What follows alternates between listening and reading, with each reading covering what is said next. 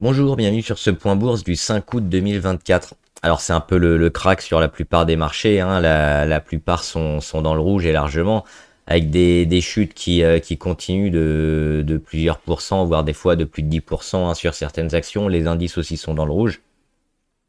Et on a ici le VIX. Le VIX, c'est l'indice dit de la peur. C'est surtout un indice de volatilité qui mesure hein, la forte volatilité des marchés. Alors, on a ouvert autour des 45 aujourd'hui. On est monté à près de 73. On va revenir un peu dans le temps pour voir où ça nous amène. Et on a ici la pointe, on le voit, c'était durant le Covid.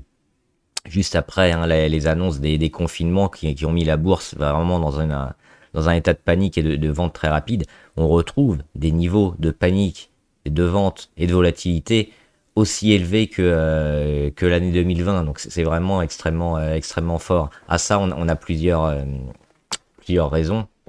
C'est aussi multifactoriel et on va le voir juste après. Alors avant de commencer, comme d'habitude, je rappelle que les informations et analyses données sur cette chaîne sont données à titre indicatif et ne peuvent pas être considérées comme un conseil en investissement. L'investissement en bourse est risqué et vous êtes responsable de tous les investissements que vous faites.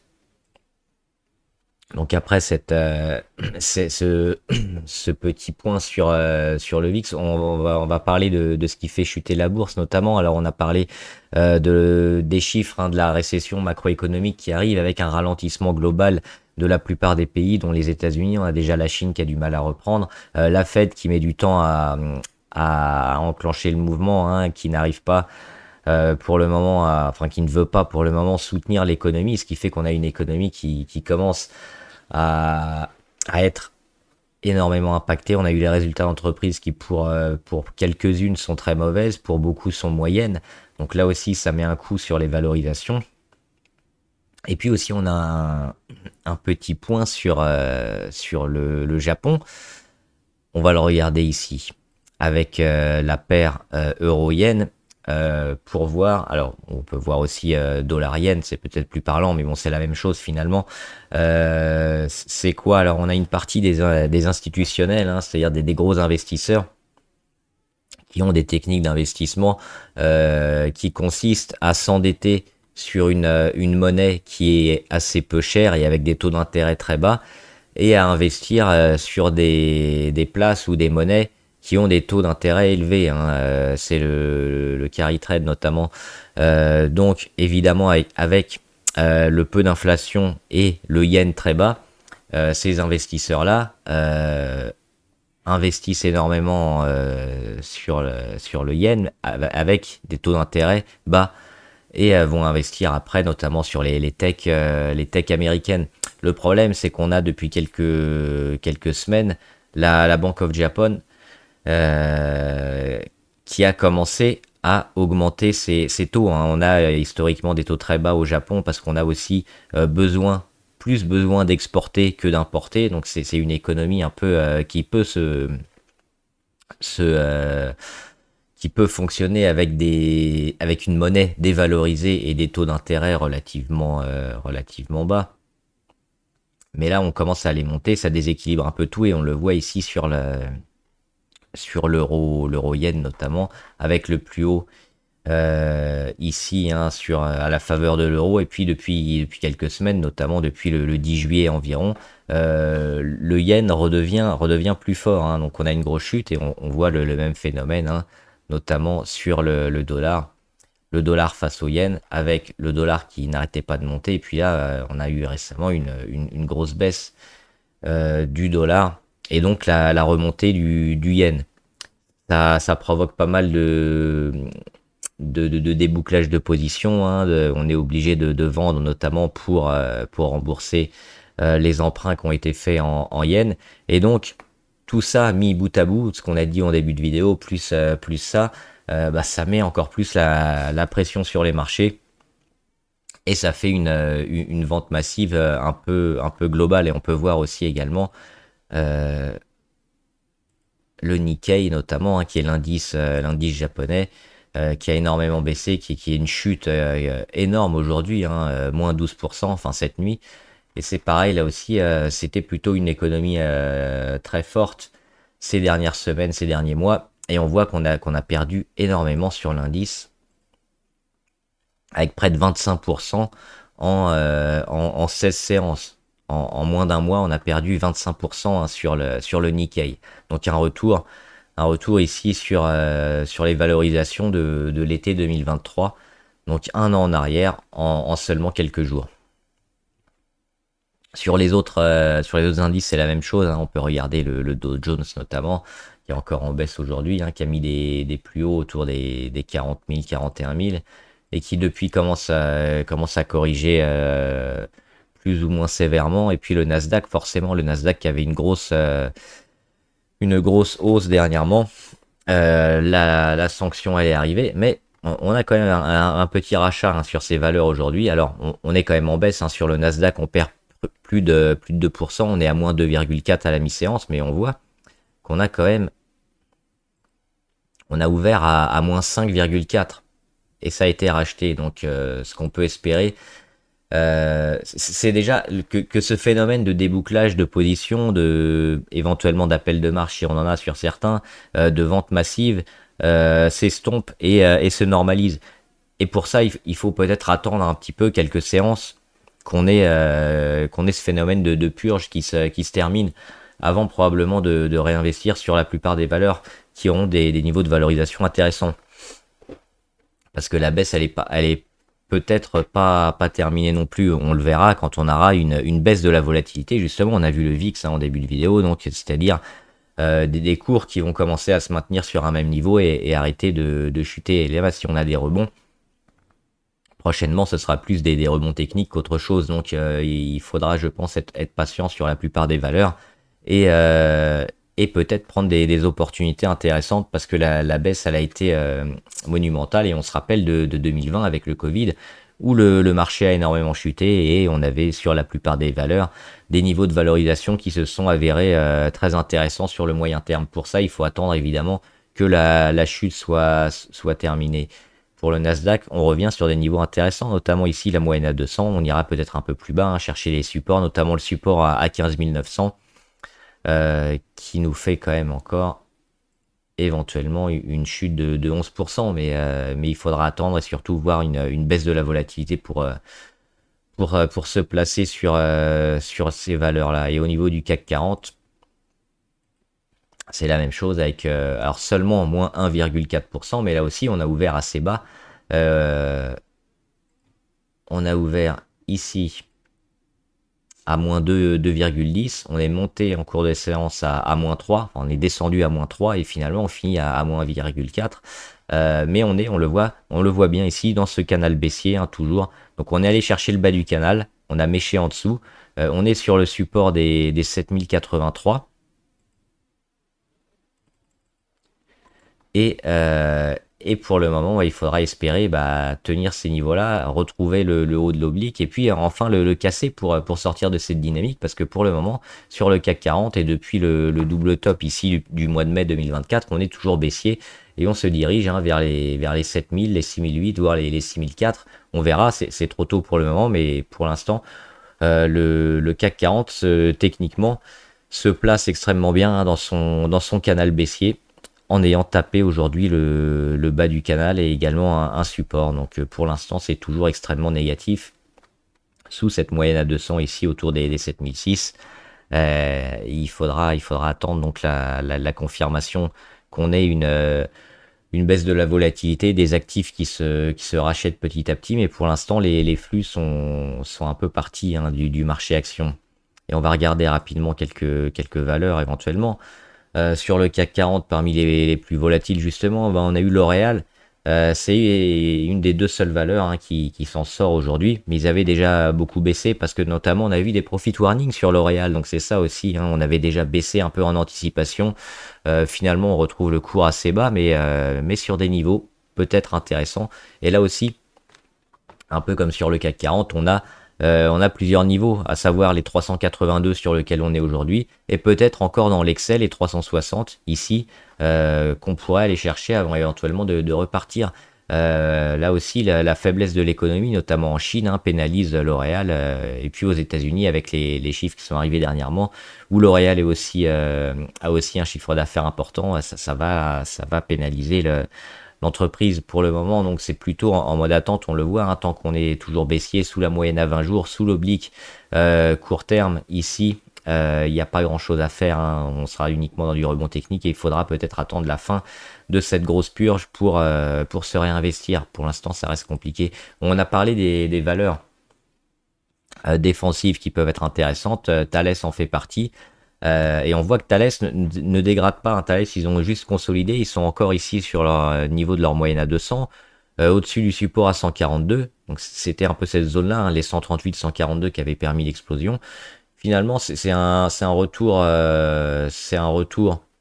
plutôt intéressant sur ces niveaux techniques pour Thales si on repart vers le haut. Mais pour l'instant, on n'a pas encore dégradé la tendance sur certaines valeurs fortes de la défense. Et donc, on peut penser à Thales. Et on verra aussi, éventuellement, on va regarder tout de suite, Rheinmetall qui peut être évidemment très intéressant. Et qui, là aussi, hein, a ouvert largement en baisse, qui a rebondi sur son support. À 436 et puis il y a eu du dividende et qui reprend finalement un Rheinmetall qui perd 0,2% mais qui reprend tout ce qu'elle avait perdu en cours de séance pour finir quasiment au niveau de clôture de la veille. Là aussi, alors sur Rheinmetall on va plutôt attendre parce que les résultats je crois ils arrivent jeudi ou vendredi, donc en fin de semaine. Et on sait que ça peut être assez important et volatile quand on a des résultats comme ça. On a aussi un pic de volume intéressant sur Rheinmetall. Moi, je vais attendre les résultats et peut-être éventuellement me placer selon la réaction du marché et les chiffres qui sont annoncés. Parce que là aussi, on le voit. Alors, sur Rheinmetall, c'est encore plus marquant que sur Thales. On est uniquement en mode consolidation après une hausse qui a été énorme et on a en aucun cas dégradé la tendance très forte qui est une tendance haussière de fond et acheteuse sur Rheinmetall. Donc pour l'instant on en est toujours là. Et si on a des bonnes surprises, alors là on a un chandelier qui est plutôt intéressant mais qui doit être confirmé par la suite, on pourra avec la publication des résultats peut-être se mettre sur ce genre d'actions, hein, qui sont plutôt intéressantes dans des périodes comme on connaît maintenant et peut-être après se remettre sur des actions un peu plus traditionnelles quand le marché sera, je pense, gavé de liquidités parce que là les stops ont été déclenchés un peu partout. On est pour l'instant en mode panique mais il y a un moment où ça va se racheter où ce sera intéressant. Et alors quelques déceptions. Alors Téléperformance, ils avaient initié un rebond.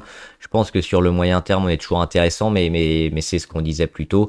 On est dans une période un peu de sell-off où beaucoup de valeurs vont être vendues et même si là on peut regarder un peu ce qui se passe techniquement, on est un peu englué dans cette vente massive un peu au global. Donc même les actions qui étaient plutôt dans une dynamique intéressante vont être vendues et ne seront pas intéressantes à court terme. C'est pour ça qu'il faut attendre la fin de cette période un peu forte en volatilité et en vente un peu massive sur les marchés. Sinon, oui, Téléperformance, on le voit, ils suivent pour l'instant le bas de leur canal. Ici, ils sont rachetés. Ils font mèche basse, hein, sur l'oblique blanche ici. Donc, plutôt toujours dans cette tendance de construction pour amener un retournement. STM, par contre, là, c'est vraiment négatif.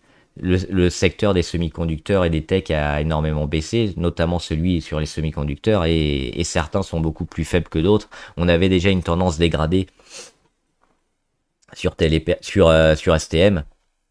On le voit ici, hein, avec les 50, 47, 44, 41, des plus hauts de plus en plus bas. Et puis dernièrement, on était allé chercher ici les supports qu'on avait lâchés fortement avec le gap, notamment du 25 juillet.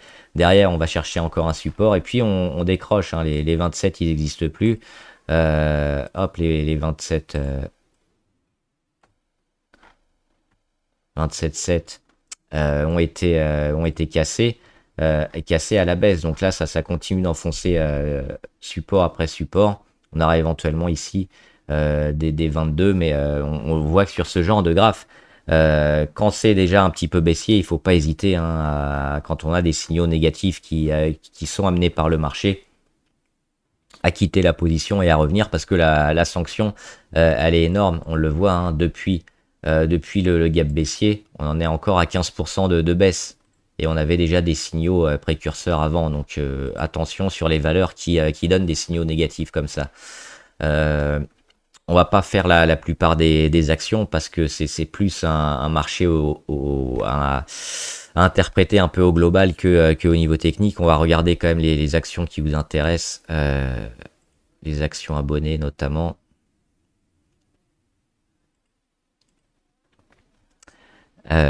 Alnilam Pharmaceutical. Alors je sais plus où c'était. Euh, c'est aux États-Unis.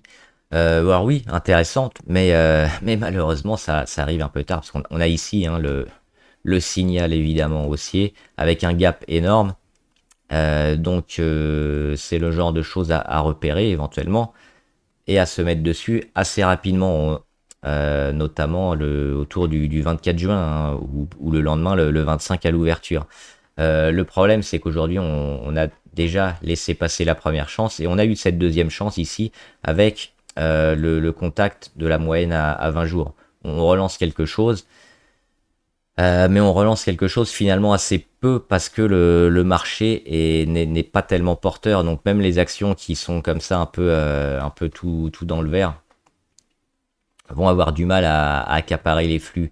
Donc c'est pour ça que moi je serais plutôt malheureusement euh, je serais plutôt en mode attente sur ce genre de valeur et puis attendre véritablement des consos un peu fortes parce que la position d'achat elle devait être initiée ici, hein, notamment le 25 juin, autour des 221, ce qui permet après de mettre des stops, de sécuriser une position. C'est-à-dire que si on redescend, on a déjà une petite plus-value qu'on va pouvoir vendre en cas de retournement de la tendance. Si on investit maintenant et que ça tombe, on n'aura rien, on va directement sortir en moins-value. Et on a quand même un pourcentage assez élevé, hein, parce qu'on est à plus de 50% en quelques jours. Donc le pullback, il va arriver. On ne sait pas quand, on ne sait pas comment. Mais il faudra plutôt le racheter que se placer maintenant. Alors Gilead, j'ai pas vu, oui, les annonces sur le HIV apparemment. Ça reste une maladie importante. Alors pas autant que certaines maladies comme le cancer notamment. Donc le marché est peut-être moins important sur le HIV. Ça dépendra aussi de son efficacité. Donc là, j'ai pas vu hein, ce que ça avait fait, notamment sur les effets et les différentes mises sur le marché, s'ils avaient lieu ou pas. Euh, Là aussi, on a une belle consolidation court terme qui s'achetait hein, sur deux niveaux, notamment la cassure ici sur les 65 et puis le support sur les 61. Derrière, qu'est-ce qu'on fait? On relance une tendance plutôt intéressante, mais maintenant, hein, on a déjà fait une grosse partie du chemin. On a le gap baissier ici qui peut être un objectif à 84.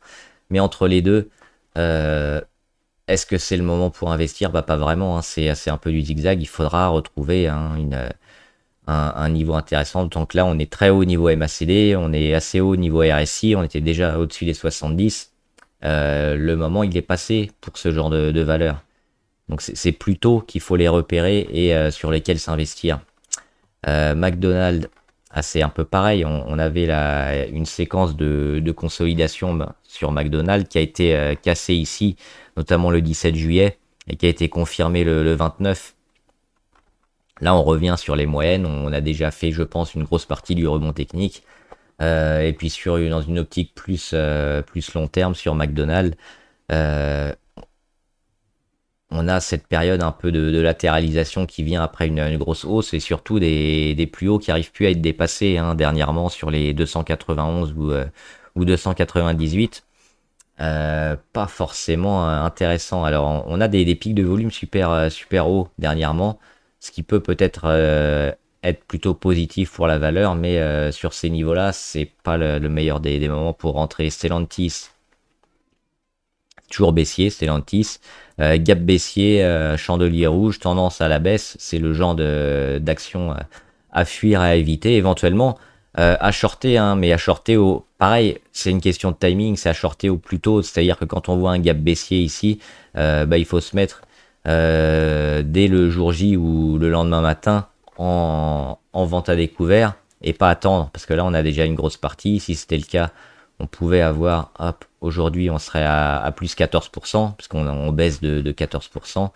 Mais il faut attendre. Et si on veut racheter Stellantis, attendre déjà que le marché de l'auto revienne. Et puis on a toujours les indicateurs, notamment le RSI qui devrait revenir au-dessus des 30. Et éventuellement un support à jouer, peut-être celui-là, celui des 13. Les 13 euros pourront être intéressants, je pense, dans quelques jours sur Stellantis. Donc il faudra tenir le support, commencer à initier un rebond technique, construire et casser ce rebond technique. Donc ça fait encore beaucoup d'étapes avant de se replacer sur Stellantis avec un risque moindre. Et puis Vallourec. Vallourec, il y a la VAD qui a augmenté. On était passé de 9,3 à 9,6 dernièrement. J'ai pas regardé aujourd'hui, mais on a toujours une vente à découvert super importante qui s'est renforcée. On a cassé ces niveaux-là qu'on tenait. Alors on a eu un beau chandelier qui pouvait faire penser à des rachats de vente à découvert, mais finalement ça n'a pas tenu. C'est plutôt compliqué quand même de jouer contre le marché sur ces niveaux-là, avec ce niveau de vente à découvert et puis avec ce contexte aussi global qu'on a. Plutôt attendre là aussi sur Vallourec qu'il y ait une purge qu'on aille chercher les stops. Et puis que la vente à découvert prenne ses profits. Et puis on y reviendra peut-être un peu plus tard. Là, on a quand même une grosse phase de consolidation qui est en train de se transformer en phase de dégradation qui peut aller casser les 12,8, voire les 12 et puis aller chercher plus bas. Donc on a quand même un signal très fort, notamment ici au 1er août, confirmer le 2 que Vallourec est plutôt en mode dégradation. Voilà, j'espère que la vidéo vous a aidé. N'hésitez pas à me dire ce que vous en pensez en commentaire. J'y répondrai et on en discutera. Bon trade, à plus.